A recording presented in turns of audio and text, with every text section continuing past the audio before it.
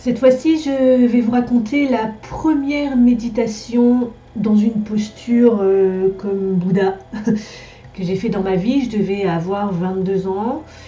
Je vais vous la raconter parce que la jeune femme que j'étais s'assoit pour la première fois sous les conseils d'un monsieur, d'un bouddhiste, qui me conseillait de faire une méditation pour équilibrer les chakras avec les sons Yam, Ram, Ham. Enfin, pour ceux qui sont initiés, vous pourrez rechercher aussi avec chaque nom en sanskrit des chakras. Il faut les chanter. Donc lui me disait, tu t'assois en position du lotus et tu commences par le chakra racine et tu chantes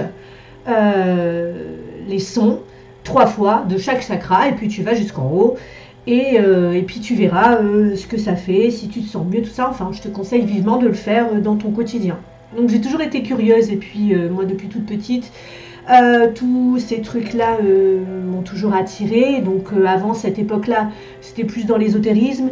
Et là, donc, oui, j'ai dit pourquoi pas, je vais essayer de faire cette méditation. Donc je m'assois, je me mets dans la position du lotus, je prends mon petit papier, parce que je ne connaissais pas les noms des chakras, et je commence par chanter donc le chakra racine 3 fois, puis le chakra sacré, et puis arrivé au plexus solaire, il m'est arrivé quelque chose de très très puissant. Je chante le Ram, Ram, comme ça. Et là, je sens une énergie. Mais une énergie, c'est rien de le dire. C'est comme si on m'avait branché une lance de pompier sous mes fesses. Et je sens une énergie qui pulse en moi, comme ça. Mais vraiment très fort. Honnêtement, j'ai eu la peur de ma vie ce jour-là.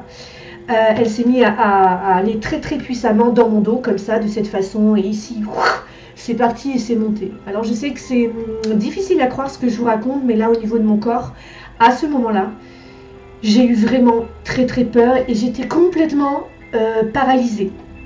Ça montait en moi jusqu'au sommet de mon crâne.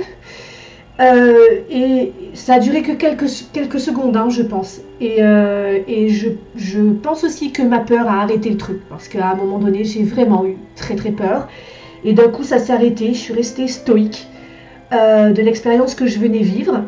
Je suis restée assise là parce que vraiment, cette énergie, quand elle est passée, je pensais qu'elle allait réellement m'éclater contre mon plafond. Au niveau sensation, je ne sais pas du tout ce qui m'est arrivé. J'ai cherché longtemps sur internet. J'ai trouvé juste un yogi qui a expérimenté quelque chose d'à peu près similaire. Moi, du haut de mes 22 ans, j'ai rien compris, honnêtement.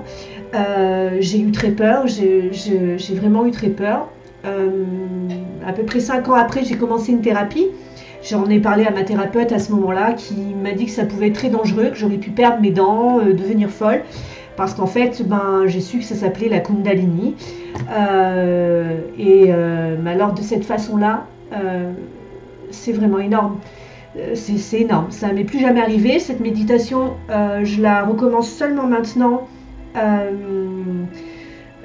la faire de temps en temps pour équilibrer mes chakras. Mais je peux vous dire que quand je l'ai reprise, ça a été quelque chose pour moi où j'ai vraiment eu peur que ça recommence en fait, parce que je ne sais pas du tout ce qui m'est arrivé.